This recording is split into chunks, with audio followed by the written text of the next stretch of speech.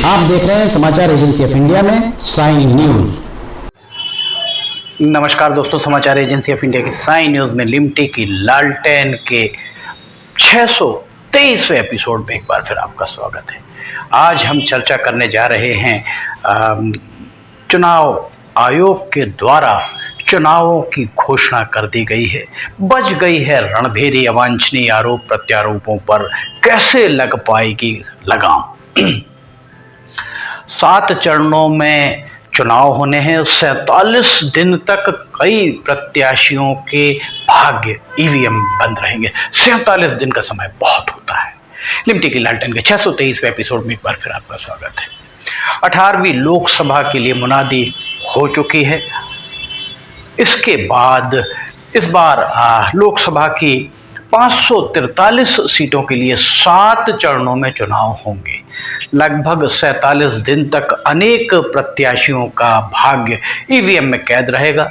मतगणना 4 जून को होगी। पहला चरण का मतदान 19 अप्रैल, दूसरे चरण का मतदान 26 अप्रैल, तीसरे चरण का मतदान 7 मई, चौथा 13 मई और पांचवा 20 मई, छठवां 25 मई, सातवां और अंतिम चरण 1 जून को होगा। मतदान 1 जून को संपन्न होगा 7वें और अंतिम चरण का।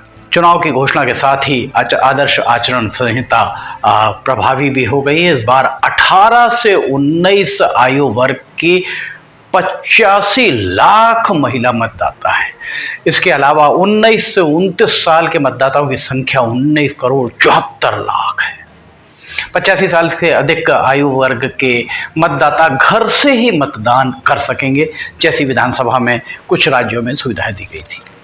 मतदान के बारे में हम बता दें, पहले चरण हेतु चुनावी प्रक्रिया 20 मार्च को आरंभ होगी। इसका नोटिफिकेशन जारी 20 मार्च को होगा। नामांकन दाखिल करने की अंतिम तिथि 27 मार्च। नामांकन पत्रों की जांच अगले दिन 28 मार्च को की जाएगी और मतदान 19 अप्रैल को होगा। दूसरे चरण के लिए नोटिफिकेशन 28 मार्च को, नामांकन दाखिल करने की अंतिम तिथि 4 अप्रैल, नामांकन पत्रों की जांच 5 अप्रैल और मतदान 26 अप्रैल को होगा। तीसरे चरण के लिए नोटिफिकेशन 12 अप्रैल को जारी होगा। नामांकन दाखिल करने की अंतिम तिथि 19 अप्रैल और नामांकन की जांच 20 अप्रैल तथा मतदान 7 मई को होगा।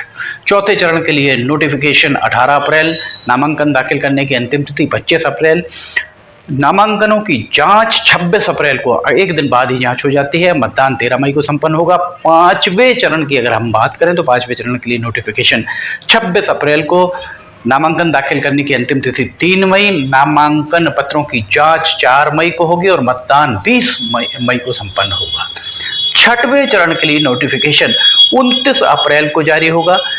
नामांकन दाखिल करने की अंतिम तिथि 6 मई होगी। नामांकन पत्रों की जांच 7 मई को और मतदान 25 मई को किया जाएगा। मतदान इसका 25 मई को संपन्न होगा। 7वें और अंतिम चरण के लिए नोटिफिकेशन 7 मई को, नामांकन दाखिल करने की अंतिम तिथि 14 मई, नामांकन पत्रों की जांच 15 मई और मतदान 1 जून को संपन्न होगा। इन सारे 7 चरणों के मतदानों की मतगणना 4 जून को की जाएगी। ये था चुनावी कार्यक्रम जो चुनाव आयोग के द्वारा जारी किया गया। अब बात की जाए चुनावों के दौरान होने वाली गफलतों के बारे में। दरअसल चुनाव के दौरान प्रत्याशियों के द्वारा मतदाताओं को लुभाने, रिझाने और अपने प्रतिद्वंदियों की साख खराब करने के लिए तरह तरह के जतन किए जाते हैं। इन पर नज़र कैसे रखी जाएगी? राष्ट्रीय प्रादेशिक स्तर के मीडिया संस्थानों पर तो नज़र रखी जा सकती है, पर छोटे छोटे जिले, विकासखंड, तहसीलों में जो मीडिया है उस पर नज़र कैसे रखी जाएगी? यक्ष प्रश्न यही खड़ा हुआ है। दरअसल छोटी जगहों पर जो मीडिया है उस पर नज़र आप नहीं रख सकते, क्योंकि तहसील स्तर, ब्लॉक स्तर और आज संचार क्रांति का युग है। संचार क्रांति के युग में आप इस बात को जानते होंगे कि सोशल मीडिया का ज़माना है। हर जिले में वैसे तो मीडिया प्रमाणन एवं निगरानी समिति जिसे MCMC कहा जाता है का गठन किया जाता रहा है। इस समिति द्वारा उस क्षेत्र में चल रहे मीडिया माध्यमों पर नज़र रखी जाती है। पिछले 2-3 चुनावों में अगर देखें तो कुछ जिलों में एमसीएमसी का गठन तो हुआ, पर समितियों में स्थानीय स्तर के पत्रकारों का समावेश नहीं किया गया, जबकि यह सबसे ज़्यादा जरूरी है। स्थानीय स्तर पर किस तरह से खबरें ट्विस्ट की जाती, किस तरह से मतदाताओं को प्रभावित किया जाता है, इस पर नज़र रखने की बहुत ज़रूरत है। इसके अलावा जिसके मन में जो आ रहा है वो छाप रहा है, यही नहीं, सोशल मीडिया का ज़माना है। इसके चलते मनमर्जी की खबरें कथित तौर पर यूट्यूब चैनल चलाने वाले पत्रकारों के द्वारा दिखा दी जाती हैं। जिला स्तर पर सोशल मीडिया पर आखिर नज़र कौन रख पाएगा? 90 के दशक में समाचार पत्रों की जबरदस्त बाढ़ आई हुई थी। इसका कारण ये था कि समाचार पत्रों का पंजीयन पूरी तरह निःशुल्क हुआ करता था और बहुत आसान 90 के दशक में था। बाद में थोड़ा सा क्लिष्ट किया गया, काफ़ी सारे चेक्स लगाए गए। इसी तर्ज पर जैसा 90 के दशक में अखबार निकला करते थे, इसी तर्ज पर वर्तमान में वेब पोर्टल्स और यूट्यूब चैनल्स की भरमार है। इनमें से कितने प्रमाणिक हैं और कितने वेब पोर्टल्स या यूट्यूब चैनल्स के नाम पर माइक आईडी लेकर पत्रकारिता के पेशे को बदनाम करने वाले कितने लोग हैं, ये पता करना बहुत आसान नहीं है। सीधे शब्दों में ये कहा जाए कि देशी घी अर्थात असली श्रमजीवी पत्रकार और डालडा अर्थात नकली पत्रकारों में भेद करना बहुत मुश्किल है। ये काम जिला स्तर पर कलेक्टर या अनुभागीय अधिकारी राजस्व के द्वारा बहुत आसानी से किया जा सकता है।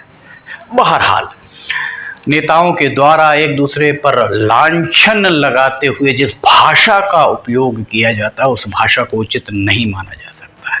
चुनाव आयोग को चाहिए कि नेताओं के लिए भी पृथक से गाइडलाइन जारी की जाए ताकि आपसी सौहार्द पूरी तरह बना रहे, और इसके लिए उस गाइडलाइन का कड़ाई से पालन भी सुनिश्चित कराने की जरूरत है। इसके साथ ही धन बल बाहुबल पर रोक कैसे लग पाएगी, क्योंकि इसकी निगरानी संभव प्रतीत नहीं होती है। प्रत्याशियों के द्वारा दिए जाने वाले खर्च के ब्यौरे और उन प्रत्याशियों या उस प्रत्याशी के द्वारा वास्तव में किए गए खर्च की बारीकी से जांच शायद ही की जाती हो।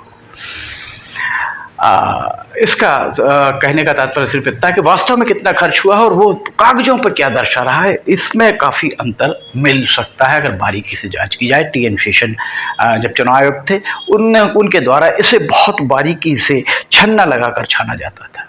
ऐसा करने की जरूरत है निष्पक्ष और पारदर्शी चुनावों के लिए। लिमटी की लालटेन के 623वें एपिसोड में फिलहाल इतना ही। अगर आपको समाचार एजेंसी ऑफ इंडिया की साई न्यूज़ में लिमटी की लालटेन पसंद आ रही हो या अन्य खबरें पसंद आ रही हो तो आप इन्हें लाइक, सब्सक्राइब और शेयर जरूर कीजिए। साथ ही नीचे कमेंट बॉक्स में लिखकर बताइए कि आपको ये सारी खबरें कैसी लग रही हैं। अगर आप इसे देखना चाहते हैं तो समाचार एजेंसी ऑफ इंडिया की वेबसाइट या साई न्यूज़ के न्यूज़ चैनल पर जाकर इसे देख सकते हैं। समाचार एजेंसी ऑफ इंडिया के सहयोगी अखिलेश दुबे के साथ लिमटी की लालटेन का 624वां एपिसोड लेकर बहुत जल्द हम हाजिर होंगे। फिलहाल आपसे इजाज़त लेना चाहेंगे। जय हिंद।